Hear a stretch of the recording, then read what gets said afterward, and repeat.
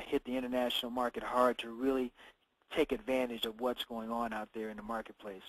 So with that, I want to bring my co-founding partner back on, Dr. Fran, and he's going to cover the 21 laws of leadership and the art of the law of navigation. So with that, back to you, Dr. Fran. Well, thanks, Casper. And, you know, I appreciate all of you coming out for these week in and week out. They're fun to do, and I hope you're finding some value in them. And this is a compilation of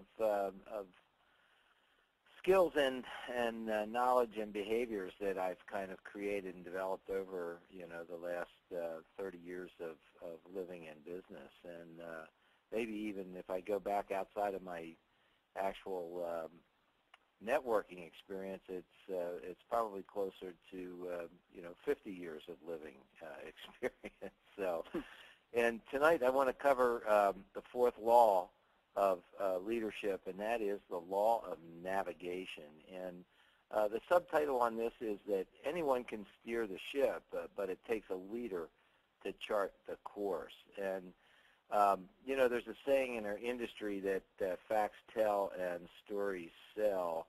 And so I'm going to begin tonight with a true story that really illustrates, in my mind, this law of navigation. And in 1911, two different groups of explorers set off on a mission. And even though they used very different strategies and routes, the leaders of those two teams had exactly the same goal, and that was to be the first man in history to reach the South Pole. And one of the groups was led by a Norwegian explorer named Roald Amundsen. And you know, before his team even set off, Amundsen carefully charted his course. He painstakingly planned his trip.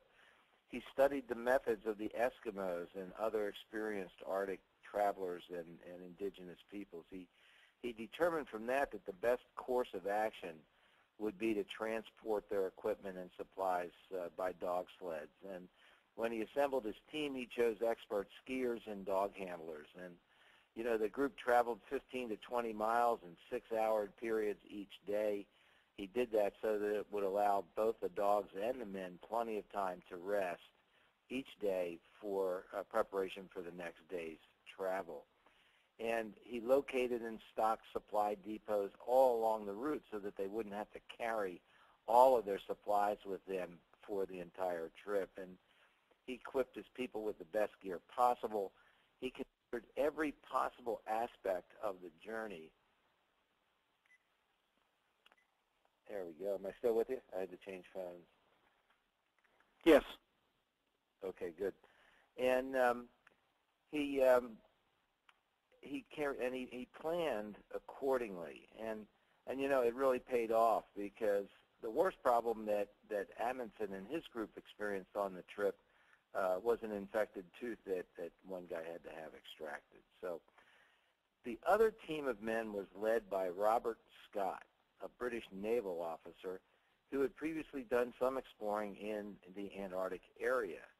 And instead of using dog sleds, Scott decided to be very modern and use motorized sleds and ponies.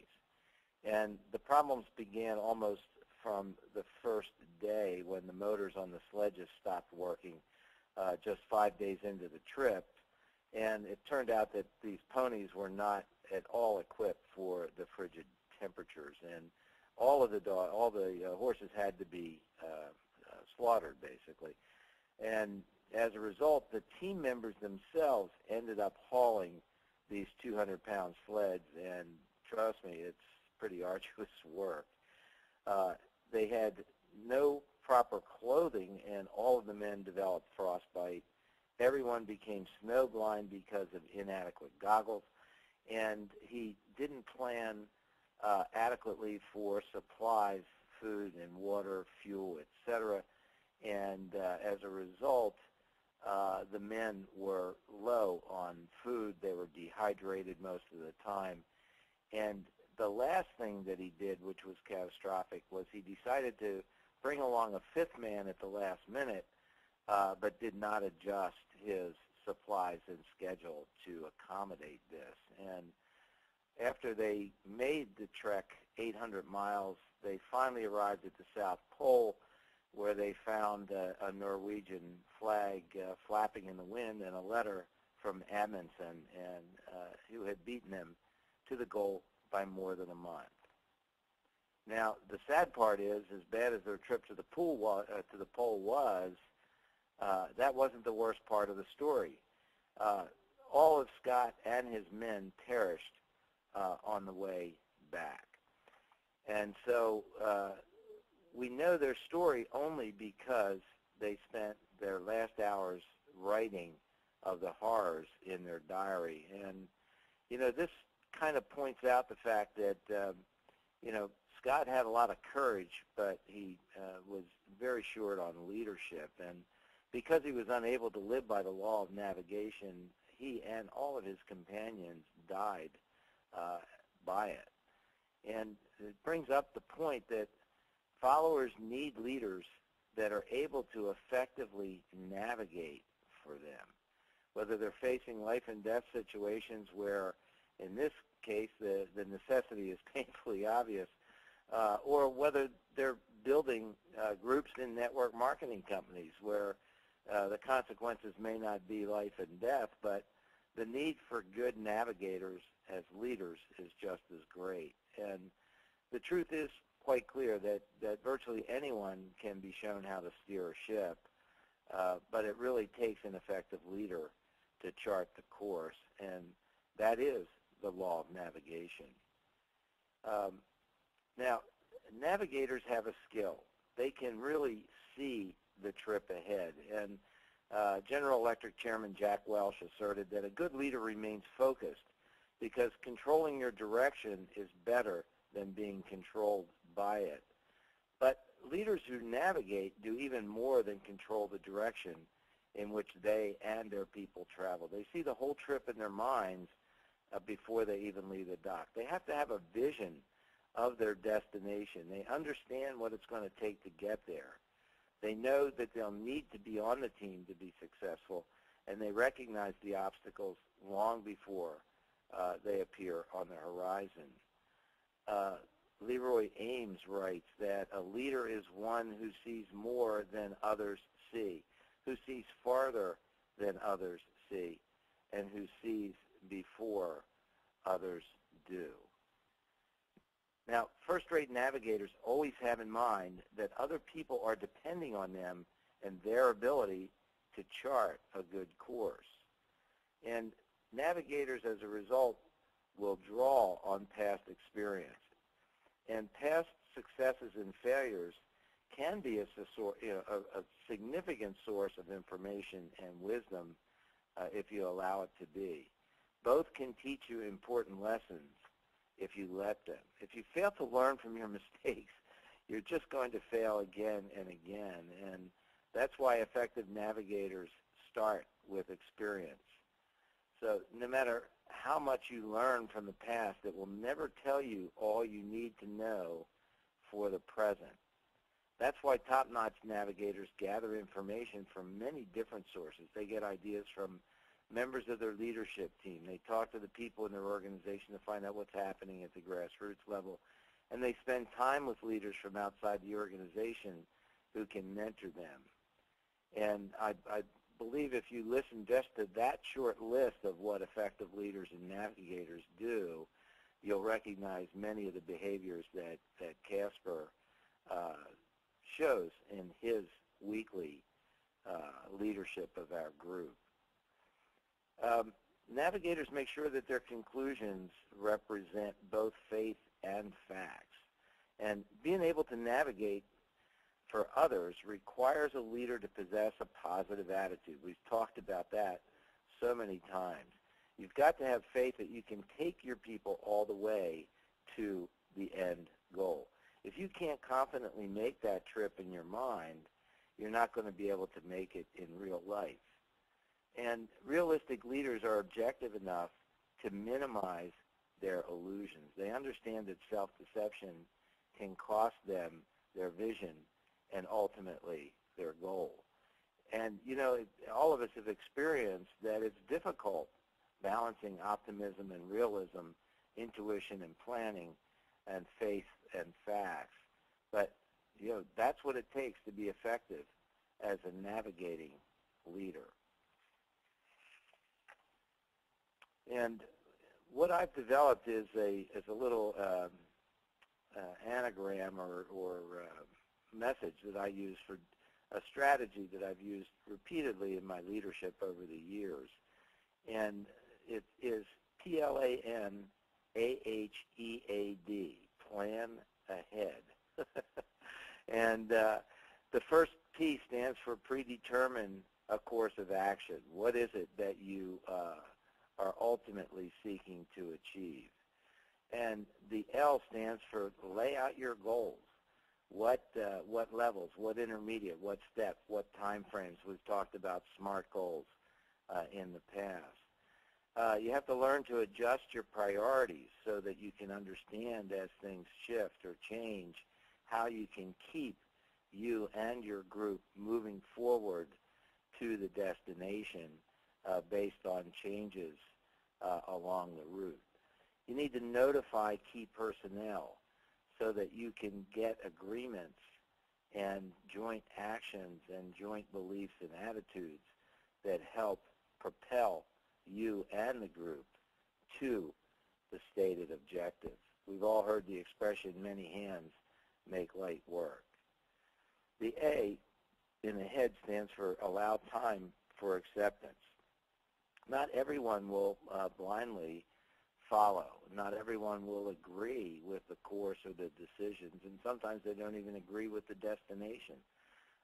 So you need to allow time for acceptance so that your followers and the group that you are leading can continue to grow and continue to allow themselves and agree to move in the same direction with you.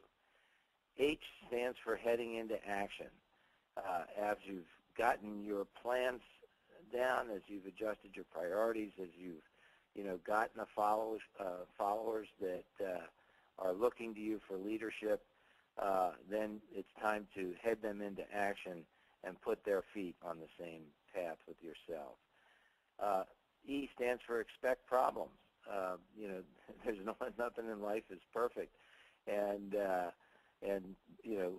we would have never had a need to develop Murphy's Law if we didn't have problems that seem to pop up to thwart our visions and goals. Yeah. Always point to the successes is the A. When you ignore the challenges, if you ignore the actual reality a lot of times of where you are and stay focused on where you're going to be in the future, that allows you to keep your attitude up. It allows you to maintain your optimism. It allows you to maintain your faith and your belief, and it allows you to remain an effective leader. And when you focus on successes rather than setbacks, that's a major way to really keep your personal attitude high. And finally, the D stands for daily review of your plan. You do need to chart where you are. And, I've been a sailor for 50 years, and I've done thousands of ocean miles on my own boat. And it's wonderful today with all of the electronic devices that we have that really have taken a great deal of the mystery and the problem associated with successful navigating when you're outside of landmarks out of the way of most people who boat today. They rely on these electronic devices and charters and plotters, et cetera. But 30 years ago we didn't have those, and when we were doing the sailing 30 years ago, you had to rely on charts, and you had to keep an accurate record of your distance and where you were on that chart, and you had to know about tides and drift and currents and how to adjust your vectors on your chart so that you actually did end up at the destination that you were shooting for. And it's very interesting to me. I once read a statement that the commercial pilots, commercial airliners, are, they're never really on the proper planned course. They're off course 90% of the time because of wind and other factors, storms, et cetera, that they have to steer around. But because the pilots are skilled at maintaining knowledge of where they are in reference to the goal at all times, they can always course correct and bring that plane back in and land it on that runway at exactly the right time. So I guess what I've found over the years is that the secret to the law of navigation is careful and thorough preparation. When you're well prepared, you convey confidence and trust to the people that are looking to you for leaderships. And the last thing is for tonight that leaders who are good navigators are really capable of taking their people just about anywhere with confidence, surety, and success. And with that, Casper, that ends our training for tonight's leadership law. And next week we'll train on the law of E.F. Hutton.